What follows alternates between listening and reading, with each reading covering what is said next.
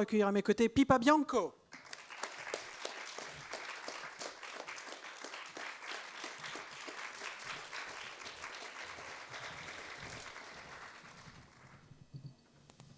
Et s'il y a une première question dans la salle, ce que je souhaite ardemment, merci de bien vouloir lever la main, monsieur ici.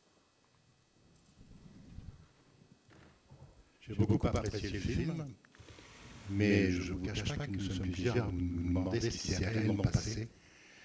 La vraie histoire, c'est quoi?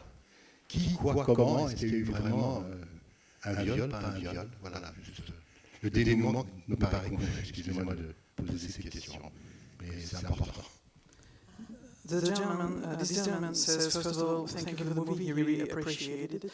But him and a few of his friends are actually wondering something. Could you please explain us a little bit about what happened really? Because was there really a rape? Was there not a rape? It was a bit confused, so maybe you can make it clear for him. What if I say I won't tell you? Et si je vous disais que je ne vous le dirais pas? No, thank you. Thank you for your question. Thank you for watching. To me, I think it is not a situation that is easy to define. So I think it should be hard to say to some degree what happened, but for my belief, if you cannot remember something, then you couldn't consent. And if you couldn't consent, then it's a crime. Oui, pour moi c'est simple, nous dit-elle. Elle nous dit, à partir du moment où on ne se souvient pas de quelque chose, c'est qu'on n'était pas d'accord, ou c'est qu'on ne pouvait pas être, qu'on n'était pas en mesure d'être d'accord. Donc à partir du moment où on n'est pas en mesure d'être d'accord, on n'a pas pu vraiment être d'accord, c'est un viol. But I will say that I think, I'm not sure if that answers your question, maybe you're asking about a different question, but I will say also that I don't think that that necessarily means everyone was aware of the consequences of their actions or intended to hurt anyone else. But that also doesn't maybe make it okay. Mais peut-être que de toute façon, tout le monde n'était pas vraiment conscient de ce qui se passait, de ce qu'ils étaient en train de faire. Donc c'est sans doute quelque chose d'un petit peu plus compliqué. Elle espère qu'elle a répondu à votre question avec ce qu'elle a dit il y a quelques instants. Mais c'est peut-être un petit peu plus compliqué que ça. En tout cas, voilà, c'est sa question simple et rapide à votre... sa réponse simple et rapide à votre question. Y a-t-il une autre question? Oui, monsieur, premier rang. Bonjour, alors bravo pour votre film. Donc la question est simple, est-ce que c'est quelque chose qui est arrivé à quelqu'un de votre entourage ou qui vous est arrivé à vous, et pourquoi avoir fait ce choix? The question actually is about the story of the movie. Was it something that actually happened to someone you know, relative, somebody you know, or is it something that you just created out of nowhere? Maybe you can talk a little bit. Sure, yeah, thank you. Yeah, it's a mix. I think there were about 35 to 40 cases in the news that I was watching and following. And then there were there were 6 girls I interviewed, and then also other families. And it's also, I guess, based... when I was in high school, I had a male friend who was involved in the making of a video similar to the one in the film. The circumstances are different, but the video and the sharing of the video were the same. And I think it was me struggling to understand how someone I care about, who loves, who's friends with girls, could do that. And he didn't have an answer for me, and I couldn't wrap my head around it, so I made a film with no answers. En fait, c'est un mélange, nous dit-elle. Il y avait dans les actualités 35 ou 40 cas de jeunes filles qui se sont retrouvées dans des situations similaires et qu'elle regardait d'assez près. Et de ces 35, donc 40 cas, elle a choisi 6 jeunes filles avec lesquelles elle a été en contact, elle les a interviewées, elle leur a posé des questions, ce qui l'a aidé à développer son scénario, donc ça c'est une chose. Et puis il y a également le fait que lorsque elle-même était à l'école, enfin dans les lycées, etc., elle avait un ami, notamment un homme, un ami à elle qui était un bon ami et qu'elle pensait en tout cas bien connaître et qui s'est retrouvé lui-même à l'intérieur de ce genre d'affaires, mais en tant que personne qui a fait la vidéo. Il a fait une vidéo, c'était pas exactement les mêmes circonstances que ce qu'on voit dans le film, mais c'était pas très loin. Et il a fait une vidéo, et ça s'est retrouvé, c'est une vidéo qui est devenue virale, etc., etc. Et elle pensait encore une fois bien le connaître, et elle a vraiment essayé de comprendre comment quelqu'un comme ce garçon, qui donc était son ami, et qui avait beaucoup d'amis femmes, qui les respectait, qui les aimait, comment est-ce qu'il a pu faire une chose pareille? C'est vraiment quelque chose qu'il a poussé, encore une fois, c'était un des nombreux points de départ de l'histoire du film. Une autre question dans la salle ou pas? Madame. Merci. Très belle maîtrise, j'ai beaucoup apprécié votre film aussi. En post-scriptum de la question de monsieur, est-ce qu'on doit penser que le dénouement est plutôt dans la voiture que dans la salle de bain? Et j'ai une autre question, il y a un petit frère dans la famille, et j'étais très surprise de voir qu'il y avait très peu d'implication, d'interaction entre la grande sœur et le petit frère, entre les parents et le petit frère, comme si en fait le petit frère n'existait pas, alors qu'il a dû aussi être impliqué et touché dans cette histoire. Il est très absent, et on le voit, mais il y a très peu d'interaction avec lui sur le plan humain. Je voudrais savoir pourquoi ce choix. Two questions actually. The first one would be about the ending, the real, ending of the movie. Would you say that it's more maybe in the car, happening in the car, than in the bathroom? So that would be the first question. Second question about the little brother.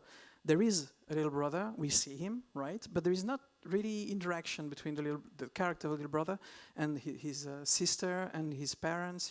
He's here, and for sure he is affected by what's going on. But we don't really know. We don't really have anything from his point of view. So maybe you can talk about that. Sure. Yeah. Thank you for your question. I think to answer the first part, I think that what happened in the bathroom was maybe embarrassing, but maybe not a crime.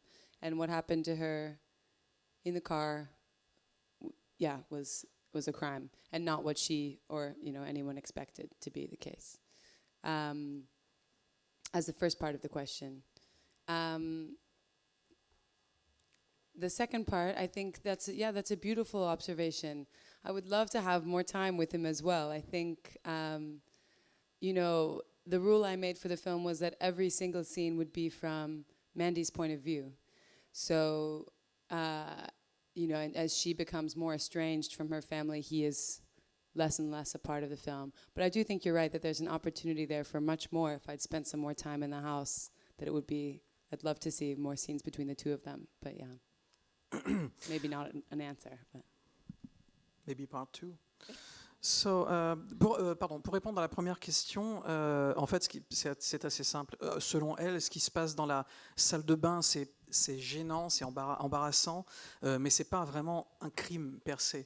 Alors que ce qui se passe dans la voiture, clairement, c'est un crime. Donc ça, c'est vraiment pour elle les deux choses évidentes par rapport au dénouement du film. Et pour en revenir au personnage du petit frère, elle nous dit qu'elle-même aurait aimé finalement avoir plus de temps avec ce personnage-là, mais elle s'était fixé une règle lorsqu'elle a commencé à faire le film, et la règle qu'elle s'était fixée, c'était de faire que tout ce qu'on va voir à l'écran, toute la manière dont l'histoire va se développer à l'écran, c'est toujours du point de vue du personnage, donc de Mandy, toujours de son point de vue à elle. Et au fur et à mesure que l'histoire se développe, elle perd un peu de vue finalement. Son petit frère, c'est beaucoup moins important. En tout cas, ça ne fait pas partie de ses priorités. Et encore une fois, si elle avait pu faire un film plus long, etc., elle aurait sans doute aimé passer plus de temps et développer beaucoup plus le personnage du petit frère, mais c'était pas le sujet, en l'occurrence. Une autre question. Ici, premier rang. Bonjour. Bonjour. J'aurais aimé savoir si vous aviez peut-être des projets pour l'avenir et d'autres sujets dont vous aimeriez parler dans vos prochains films, éventuellement. Actually, this question is not about this movie, it's about the next one. Are you already thinking about making the next one? I guess you are. And maybe you can talk to us about the themes that you would like to develop in a next script. Thank you. Yes, I am thinking and slowly writing, with much procrastination, the next movies. And I think for the next two are very different. I think one, I'm interested in exploring grief. And maybe this is about grief a little bit, but in a more literal sense. And then the other is, it's not a good answer, but about murder. So, but not the grief part. Woohoo, rock and roll. I love true crime. I love horror films. So, but yeah. But they'll both be very fun, I promise. Yeah, as fun as this one. Tarantino style, all right.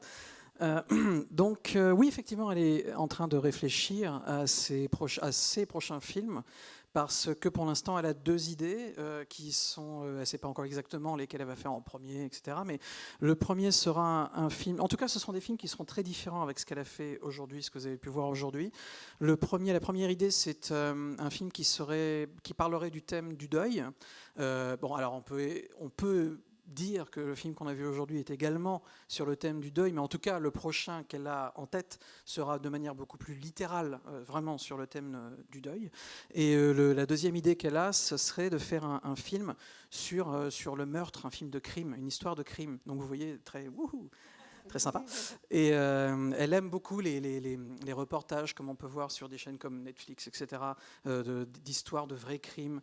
Et c'est quelque chose qui l'intéresse. Donc voilà, pour l'instant, elle est en train de réfléchir à ce genre de thème et elle va se diriger dans ces directions-là pour sa prochaine histoire et donc pour son prochain film. Une autre question dans la salle ? Oui. Bonjour. Qu'est-ce qui vous a fait choisir cette actrice et qu'est-ce qui vous a fait arrêter votre choix vraiment sur cette actrice lors du casting? I'm sure you understood. How did you choose that actress to portray the character of Mandy? How was the casting process? Thank you. Yeah, the only part I got was the word actress. That part I got, nothing else. Yeah, thank you. It was a long casting process. I think I felt very strongly about trying to cast someone who was actually a teenager, not an adult playing a younger person. Then it's a very challenging role, not just in the subject matter, but also because she's in every scene. So every single day, 12-hour days, for many weeks. So to find a kid who had the skill and the gravitas, for that kind of performance, but then also just the stamina was hard. And so we looked through the U.S. I think I saw about 500 actresses, and I didn't find someone who I felt was right. And my casting director, Avi Kaufman, advised that we look outside of the U.S., where the craft for young actors would be more theater-based rather than, fame or kind of Instagram or, have pressure to look and perform a certain way. And so, then we just sent out an open call for non-traditional actors or non-professional actors, and Rianne's tape finally came in, and I fell in love. So, yeah. But then she couldn't get a visa to work in America, so we had to move the shoot to Canada, but it was worth it. Because of her Iraqi roots? Yeah, she's British, but her father was born in Iraq. Yeah, and so she was denied a visa multiple times, but my government's loss, I think, so. Oh, we know that. Yeah. sorry I'll apologize on our behalf. I'm sorry. We know that for sure. But I won't translate it, so don't worry. Nobody understands English. Le casting a été un processus assez long parce qu'elle voulait, la réalisatrice nous dit qu'elle voulait une adolescente, mais une vraie adolescente, pas comme on voit dans pas mal de films américains notamment, des adultes qui jouent des adolescents. Elle voulait une vraie adolescente pour avoir cette fraîcheur également du personnage. Et en plus de ça, c'était assez compliqué parce qu'il fallait donc à la fois trouver une adolescente, donc quelqu'un de jeune qui n'a forcément pas beaucoup d'expérience en tant qu'actrice, mais en même temps, il fallait que ce soit quelqu'un qui ait suffisamment de force physique et de talent. Mais force physique, pourquoi ? Parce qu'elle est dans tous les plans du film. On la voit dans tous les plans et le tournage serait un tournage long qui allait durer des semaines et des semaines, donc c'était vraiment assez éprouvant physiquement. Donc c'était compliqué. Et sa directrice de casting et elle, what was the first name of the casting director? Avi Kaufman et elle ont d'abord cherché aux États-Unis. Elles ont auditionné plus de 500 jeunes filles et elles n'ont pas réussi à trouver la jeune fille qui allait pouvoir jouer ce personnage. Pourquoi ? Parce qu'aux États-Unis, Quand on veut devenir acteur, assez souvent, malheureusement, c'est pour des mauvaises raisons. C'est-à-dire, ce qui attire les gens, c'est surtout la célébrité, le star system, etc. Et c'est pas ce qu'elle voulait, c'est pas ce qu'elle cherchait. Donc, sa directrice de casting, Evie Kaufman, lui a dit, ce serait peut-être pas mal de faire un casting en dehors des États-Unis, notamment en Angleterre, par exemple, parce que pour essayer de trouver des jeunes comédiens, aspirants comédiens, qui ont un background plus orienté, enfin, qui viennent notamment, par exemple, du monde du théâtre, par exemple, ce genre de choses. Donc elles ont cherché des comédiens ailleurs et elles ont trouvé la comédienne, Réan. C'est comme ça qu'elles l'ont trouvée. Mais le problème, c'est que le père de Réan est irakien. Et lorsqu'elles ont essayé d'obtenir un visa de travail aux États-Unis pour cette jeune fille, fatalement, ça a posé des problèmes. On l'aurait pas. C'est vraiment quelle surprise. Et donc voilà, ça a été assez compliqué et c'est la raison pour laquelle I think you didn't shoot in the US at the end, right? No, Yeah, we shot yeah. in Canada. Yeah, c'est la raison pour laquelle le film a été tourné finalement au Canada, They give us all visas. qui a délivré des visas beaucoup plus facilement que les États-Unis. Encore une fois, c'est une vraie surprise. Y a-t-il une autre question dans la salle? Monsieur ici. Bonjour. Je veux Bonjour. savoir si vous avez des films cultes que vous avez fait aimer le cinéma. Des films cultes. What would be the movie, let's say the cult movie, that made you love cinema and made you want to make movies yourself? Oh, that's a hard question. Oh my gosh, that's very tough. But that's a hard festival. What do you think? You know, when I think of the films, you know, in terms of the film I watch over and over again, is probably The Shining. But when I think about this film and wanting to make this film, I thought a lot about the Dardenne brothers and especially The Son. I love that film. And I love Haneke. So I thought a lot about Cachet and Benny's Video especially. I love that film. So, yeah. Good movies. The Shining, who made it? I'm kidding. Some American. Brit. How dare you? Je crois que je vais partir.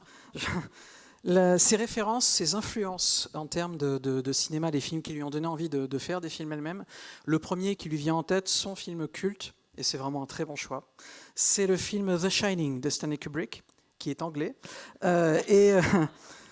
Non, il est américain, évidemment. Mais pas seulement, elle nous parle également de ses influences dans le cinéma européen, et notamment le cinéma des frères Dardenne. Alors bien sûr, la grande majorité des films des frères Dardenne, mais particulièrement le film Le Fils des frères Dardenne, qui l'a influencé, et également les films de Michael Haneke. Et elle nous a cité notamment Caché. And what was the other one you talked about? Benny's Video. Ah, Benny's Video, voilà, un des premiers films de Haneke. Voilà, ce sont encore les influences qui lui ont donné envie de faire des films. Nous allons prendre encore une question. Mais peut-être il y a des... Eh oui, premier rang là-bas. Bonjour, Bonjour. c'est votre premier film et je voulais savoir quel a été le meilleur et le pire de cette expérience. Merci. It's your first feature film as a director, and this lady would like to know what was the best memories you have of this experience, but also the worst. The worst are easier to remember, I think. You know, I think the best experience was probably taken as a whole, you know, because I never worked on something so long. The relationships you form are very deep. You know, you have much more time and a lot of lived experience. So I would say the best is probably the relationships that that's not really a memory, but yeah, I think how much life we live together and how we continue to be friends now. I'll let you translate. I'll think of the worst. All right. En fait, la première chose qui lui vient à l'esprit lorsqu'elle réfléchit à cette expérience, donc, qui a été la fabrication de ce film, qui a duré assez longtemps, c'est les rapports, les relations qu'elle a pu entretenir avec toutes les personnes avec lesquelles elle a travaillé, ses comédiens, l'équipe du film, parce que lorsqu'on travaille sur un film pendant aussi longtemps, on parle de plusieurs années, forcément les liens qui vous lient aux personnes avec lesquelles vous avez travaillé pendant aussi longtemps, tous les jours, ce sont des liens très forts. Et donc, forcément, ce n'est pas exactement un souvenir en particulier, mais c'est la meilleure chose dont elle puisse se souvenir, tout de suite maintenant à propos de la fabrication de ce film? I had time to think of the worst. I thought of two. I think when we shot the prom scene at the end of the movie, one of our electrics choked on a hot dog, swallowed an entire hot dog. It was very terrifying. He's fine, but had to get the Heimlich. That was, it's not, but it was the worst. When I think about what's the worst, that was bad. And then the other, when we shot in the 7-Eleven, it was open. So that when they're in the gas station, we used a lot of real locations and a lot of non-actors. And so part of the agreement was we had to keep it open. And so even though we were shooting at, I think, 3 a.m, every 2 minutes we'd get one shot and then we'd have to stop, and a stream of people would come in and buy lotto tickets, and then we'd have to just wait. And then they would leave and we'd shoot for a second, and then they would come back, more people buying lotto tickets. So it took, I think, to shoot that scene, it was like we were 2.5 hours behind schedule. So I was weeping in the back by the Doritos where no one could see me. It's very sad. No, it's funny actually. Retrospectively. Alors les pires souvenirs, eh bien il y a tout d'abord. It was a technician, right? You said who? Yeah, an electric. Yeah, the electric. La scène du prom, c'est-à-dire le bal, la scène qu'on retrouve à la fin du film. Lorsqu'ils ont tourné cette scène, l'électricien du film s'est étouffé avec un hot dog, donc il était en train de mourir, quoi. Voilà, tout simplement. Donc forcément, c'est pas un souvenir très. Don't know where he got the hot dog. Très No, he had a hot sympathique, dog. mais voilà, c'était pas un souvenir très agréable. Il y en a qui a déjà cette scène-là qui lui revient là comme ça. Et l'autre scène, c'est une scène qu'elle a tournée dans un 7-Eleven, qui est une marque pour ceux qui ne connaissent pas, une marque de petits supermarchés aux États-Unis qui sont ouverts de 7h à 11h, 7-Eleven. Voilà. Et en fait, pour tourner, par exemple, il y a eu d'autres scènes qui ont été tournées dans une station-service, etc. Et pour tourner ces scènes-là, le deal qu'ils ont passé avec les propriétaires du magasin en question, c'était que vous pouvez tourner dedans, bien sûr, pas de problème, mais le magasin reste ouvert. Et donc forcément, à partir du moment où on a un deal comme ça veut dire que pendant 2 minutes, ils avaient 2 minutes pour faire une scène. Et après, hop, ils rouvraient les portes, il y avait plein de clients qui venaient, qui achetaient des trucs, etc., qui repartaient, hop, on ferme les portes, on a 2 minutes, on refait une scène, et donc ça a duré des heures et des heures et des heures et des heures et des heures, et ils ont eu 2 ou 3 heures de retard, et elle était dans un coin en train de pleurer. C'était pas non plus le moment le plus joyeux du tournage, but at the same time, you learn so much through this kind of experience, right? C'est très formateur. Y a-t-il une dernière question dans la salle? Si oui, c'est le moment. Et s'il n'y en a pas, je vais vous demander de bien vouloir applaudir, Pipa Bianco. Merci.